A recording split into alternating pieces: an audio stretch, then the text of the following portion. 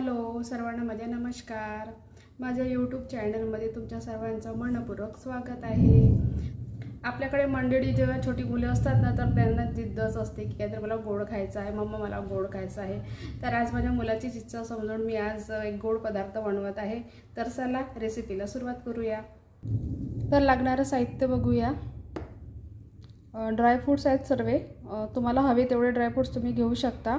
मी काजू घेत आहे, बदाम घेत आहे, किशमिश, पिस्ता पण आणि चारोळी। सर्व ड्रायफ्रूट आपण अशा पद्धतीने कापून घ्यायचे।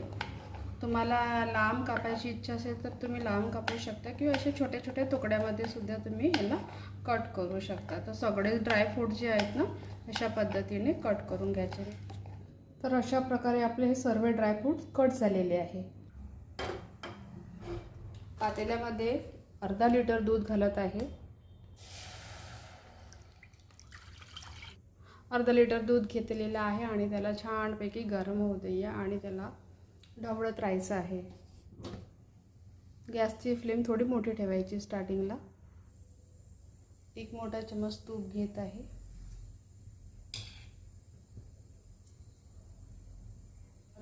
तर आता हे तूप गरम झालेलं आहे आणि कमी फ्लेमवरतीच ते बदाम मी रोस्टेड करून घेणार आहे।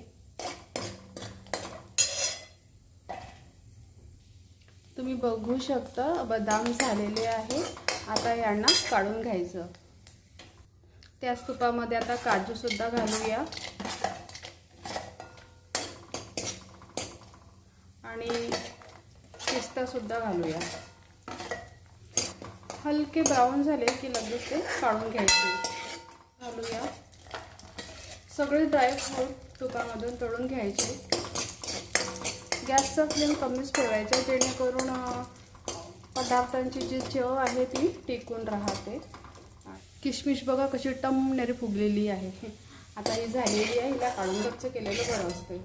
तर ही सेवई आहे, बारीक करून थोडं हिला तुपामध्ये थोडं भाजून घ्यायचं। प्रकारे आपली ही सेवई सुद्धा भाजून झालेली आहे। तर आता हिला थोड्या वेळाकरिता आपण बाजूला ठेवूया। दूध आता आपलं तापलेलं आहे छान प्रकारे आणि आता त्याला आपण रुळूया।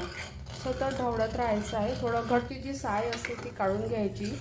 असे छान प्रकारे असं ढवळत राहायचं। हे दूध थोडंफार घट्ट येऊ द्यायचं।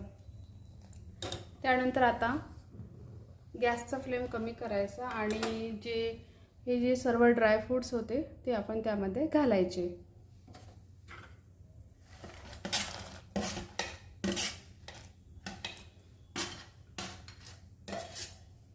थोडे ड्रायफ्रूट्स मी ठेवत आहे गार्निशिंगसाठी। शेवई सुद्धा यामध्ये घालायची आणि सर्व शेवई अशी ढवळायची। आता जी शेवई टाकलेली आहे आणि जो काही मेवा आपण यामध्ये घातलेला आहे त्याला थोड्या वेळकरिता कमीत कमी 5 मिनिटाकरिता तरी शिजू द्यायचा।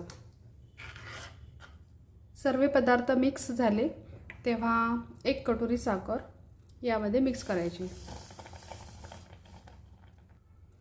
साखरेचं प्रमाण हे तुम्ही तुमच्यानुसार कमी जास्त प्रमाणात करू शकता। मी थोडी साखर शिल्लक ठेवलेली आहे। जर मला गोडवा कमी आढळला तर मी ती त्याला घालेल, अन्यथा ती अवॉइड करणार। सर्व साहित्य एकजीव करूया। तुम्ही हा पदार्थ नक्की करून बघा। विलायची पावडर घालायचा। बघा अर्धा लिटर दुधामध्ये मी 1 कप शेवई घेऊन हा पदार्थ केलेला आहे आणि शिजताना मग शेवट छानपैकी हा पदार्थ घट्ट येतो छान आणि मग शेवई ही शिजून जाते, तयार होत असते। तर अशा प्रकारे ही शेवई शिजून तयार आहे आणि याला म्हणतात आपल्या या पदार्थाचं नाव आहे शीरकुर्मा।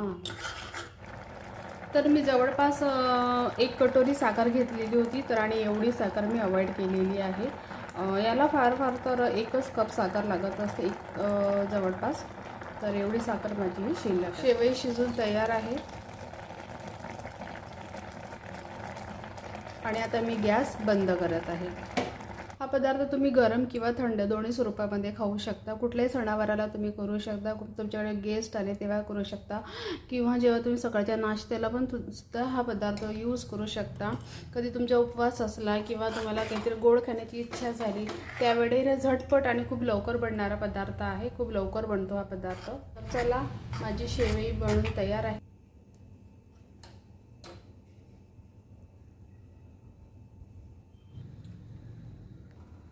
बॅलन्स जे ड्रायफ्रूट होते ना ते टाकायचे.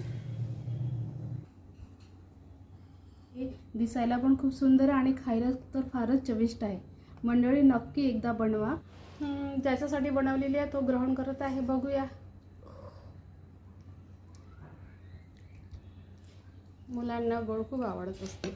मेरी माँ का इसमें सबसे अच्छा प्यारी मिला.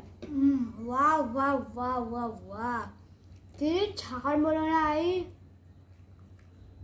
वाह, यम्मी यम्मी, मस्त खीर बनाई.